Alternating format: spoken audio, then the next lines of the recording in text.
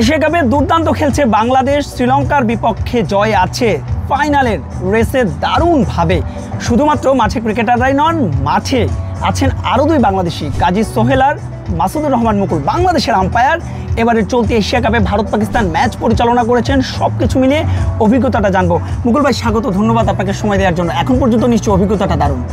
Definitely আমরা যে দুইজন বাংলাদেশ থেকে এখানে আসছি, এখন পর্যন্ত আমাদের পারফরমেন্স, আমরা যেমন হ্যাপি, টিমগুলো আমাদের যে রিপোর্টগুলো বলে এখন পর্যন্ত আমরা ভালো একটা ট্র্যাকে আছি। লেটস সি সামনে কি হয়। মুকুল ভাই বলছিলেন যে অনেক ভালো অভিজ্ঞতা, টানা 3টে এশিয়া কাপ করলেন। বাংলাদেশের আম্পায়ারের জন্য তো এটা নিশ্চয়ই অনেক বড় একটা প্রাপ্তির, আপনার কথা বলছি। ডেফিনেটলি আসলে এশিয়া কাপে সবসময় বাংলাদেশি কেউ না কেউ পার্টিসিপেট করে। হয়তো আমি একটু বেশি লাকি যে আমি ইনেরও 3টা এশিয়া কাপ করতে পারলাম। এই জন্য আমার ক্রিকেট বোর্ডকে ধন্যবাদ যে তারা আমার উপর বিশ্বাস রেখেছে, আর আমি পারফর্ম করতে পারছি মনে হচ্ছে, এই জন্য আমাকে আসলে অ্যালটমেন্টগুলো দেওয়া হয়েছে। ভারত পাকিস্তানের ম্যাচ পৃথিবীর সবচাইতে কাঙ্ক্ষিত হাই ভোল্টেজ ম্যাচ, যখন মাঠে পরিচালনা করেন সে উত্তাপটা কি টের পান?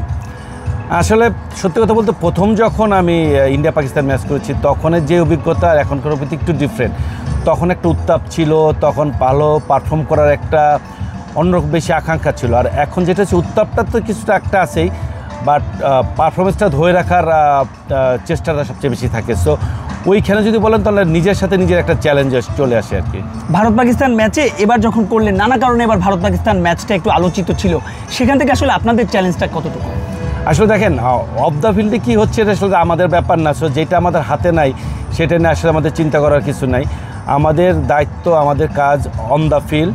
সো আমরা আসলে ওইটা নিয়ে চিন্তা করছি এবং ওইটাকে সঠিকভাবে পালন করার চেষ্টা করছি। পাকিস্তান এবং সংযুক্ত আরব আমিরাত ম্যাচে 14টা রিভিউ টি-20 ইতিহাসের সর্বোচ্চ আপনার কাছে এসেছিল, এবং যদি আমি ভুল না করি ম্যাচ রেফারি পরে আপনাকে একটা স্পেশাল থ্যাঙ্কস দিয়েছিল শতভাগ সঠিক সিদ্ধান্ত নেওয়ার জন্য। মানে এই যে ছোট ছোট বিষয়গুলো, নিশ্চয়ই ছোট নয়, অনেক বড়, তারপরও বাড়তি মানে আমাদের জন্য একটা পাওয়া, আপনার জন্য নিশ্চয়ই একটা পাওয়া। আসলে আমার সাথে যারা আমার ম্যাচ রেফারি আছেন, যারা বা আমার যারা কলিগ আছে, তারা জানেন যে আমি টিভিতে বসা মানেই ম্যাক্সিমাম রিভিউ আসে। এটা আমার একটা, আমি বলবো আমি খুব লাকি যে আমার কাছে রিভিউগুলো ম্যাক্সিমাম আসে। বাট হ্যাঁ, ওই পাকিস্তানের ম্যাচে আসলে টি-20তে নর্মালি আমার ঠিক জানা ছিল না, তবে আমি যতটুকু শুনেছি আমাদের কলিগের কাছ থেকে, মানে one of the highest review আসছে আমার কাছে। এবং আল্লাহর রহমতে প্রোটোকল অনুযায়ী, ডিসিশন মেকিং অনুযায়ী সবগুলি ভালো ছিল। Not only match referee, even though আমার কলিগদের কাছ থেকে আমি যথেষ্ট প্রশংসা পেয়েছি। বাংলাদেশ যখন ভালো খেলে, একই টিম হোটেলে আছেন, হোটেল হিলটনে, বাংলাদেশ এই যে ভালো খেলেছে, শ্রীলঙ্কার সঙ্গে জিতেছে, আফগানিস্তানের সঙ্গে জিতেছে, ক্রিকেটাররাও একটু চার্মিং, মানে এটা দেখতেও ভালো লাগে কিনা? ভালো লাগে আসলে। ওদের সাথে আমার সবসময় দেখা হয় আমাদের ব্রেকফাস্টে, যেমন আজকে সকালে সবার সাথে দেখা যাচ্ছে, সবাই স্মাইলিং ফেস। মানে জিনিসটা ভালো লাগে যে আমরা আইসিসি ঠিক আছে, বাট এন্ড অফ ডেতে তো আমরাও বাংলাদেশি। সো যখন আমরা বাংলাদেশি কাউকে দেখি খুব স্মাইলিং ফেস, যখন বাইরে যাই, কালকে দেরাতে ছিলাম, দেরাতে যখন খেলা দেখছিলাম, সব বাঙালি দোকান বন্ধ করে তারা মোবাইলে বা টিভিতে খেলা দেখছে, তারা উল্লাস করছে, সবারই স্মাইলিং ফেস। আসলে এই অনুভূতিটা ভাষায় প্রকাশ করার না, এটার অন্যরকম একটা অনুভূতি। মুকুল ভাই বলছিলেন অন্যরকম অনুভূতি। কাজী সোহেল ভাই প্রথমবারের মতো অনফিল্ড আম্পায়ার হিসেবে ভারত পাকিস্তান ম্যাচ পরিচালনা করছেন, আপনার কাছ থেকে কোনো টিপস নিয়েছে, কথা হয়েছে কি? ডেফিনেটলি আমাদের সবসময় কথা হয়, আমরা যখনই আমরা সময় পাই তখন আমরা একসাথে বসি, একসাথে আলাপ করি। আর গাজীর যেই ওর যে গ্রাফটা, আমি শিওর গাজী খুবই সাকসেসফুলি ম্যাচটা করবে।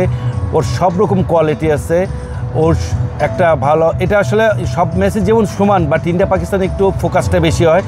আমি বিশ্বাস করি গাজী সাকসেসফুলি এটা শেষ করবে এবং গাজীর সেই অ্যাবিলিটিটা আছে। এইখান থেকে বাংলাদেশ দল যেহেতু শ্রীলঙ্কার সঙ্গে জিতে গেছে, পরবর্তী ম্যাচ ভারত পাকিস্তানের সঙ্গে, বাংলাদেশকে আপনি ফাইনালে দেখছেন কিনা? স্বপ্ন তো সবসময় দেখি বাংলাদেশ ফাইনাল খেলবে, এখনও দেখি। আর সত্যি কথা বলতে বাংলাদেশে এখন যেই টিমটা আছে, আমার কাছে মনে হয় যেই স্পিরিটটা আছে, প্লেয়ারদের ভিতরে যেই জেতার যে আকাঙ্ক্ষাটা আছে, ম্যানেজমেন্টের ভিতরে যেই প্ল্যানিংটা আছে, আমি শিওর বাংলাদেশ এবার ফাইনালের জন্য খুব বড় একজন দাবিদার। লেটস সি, আসলে ক্রিকেট কিছুই বলা যায় না, যেখানে আমাদের সেকেন্ড রাউন্ডে যাওয়া এটা টাফ ছিল, সেখানে আমরা এখন ফাইনালের স্বপ্ন দেখছি। বাট একজন বাঙালি হিসাবে অবশ্যই আমি চাবো বাংলাদেশ ফাইনাল খেলুক এবং প্রথমবার বাংলাদেশ ট্রফিটা নিয়ে বাংলাদেশে ফিরে আসুক। মুকুল ভাই বলছিলেন ট্রফিটা যেহেতু, যদি বাংলাদেশ শেষ পর্যন্ত ফাইনালে যায়, আপনাদের হয়তো ম্যাচ পরিচালনা করা হবে না অনফিল্ডে, আপনার কিংবা সোহেল ভাইয়ের, সেক্ষেত্রে নিশ্চয়ই আক্ষেপ থাকবে না?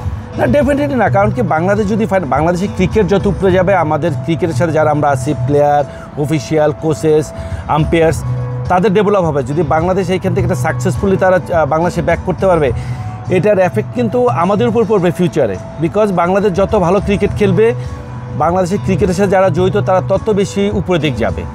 আমাদেরও আসলে অনেক ভালো লাগে যখন বাংলাদেশে খেলে, প্রেস বক্সে আমাদেরও আসলে ভালো লাগাটা কাজ হয়ে যায়। এলিট প্যানেলে বাংলাদেশের একমাত্র আম্পায়ার হিসেবে শরফুদ্দুল ইবনে শহীদ সৈকত ভাই জায়গা পেয়েছেন। আমরা জানি যে আপনি কিংবা গাজী সোহেল তাদেরও একটা দারুণ সম্ভাবনা রয়েছে। বাংলাদেশের আম্পায়ারিংয়ের মানও নিশ্চয়ই বাড়ছে। ডেফিনেটলি। আমি যদি বলি আপনাদের কথায় ধরেন বাংলাদেশ এত বড় সাকসেস, তারপর আপনারা আসছেন একটা আম্পায়ারের সাথে কথা বলতে, সো মানে আমরাও একটা জায়গা আমরা পারফর্ম করছি।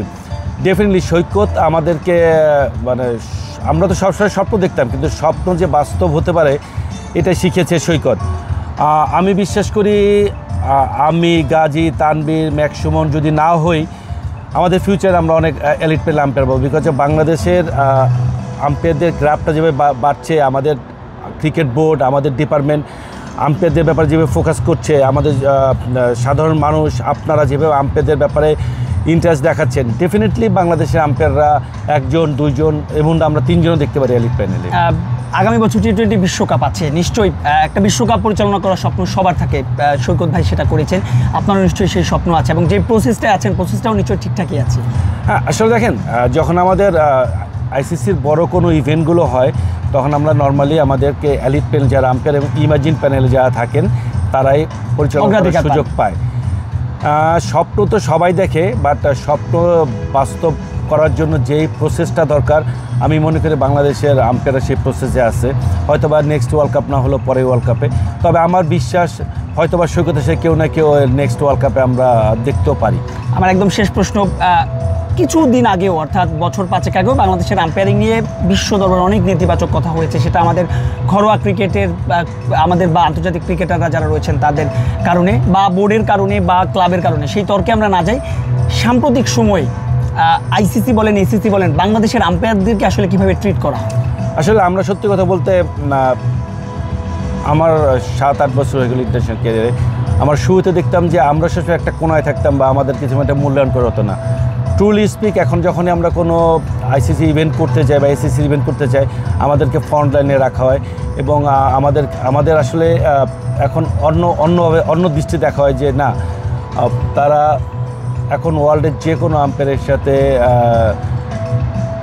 একই রকমভাবে ম্যাচ করে বা তার চেয়ে বেটার ম্যাচ করার মতন অবস্থায় আছেন।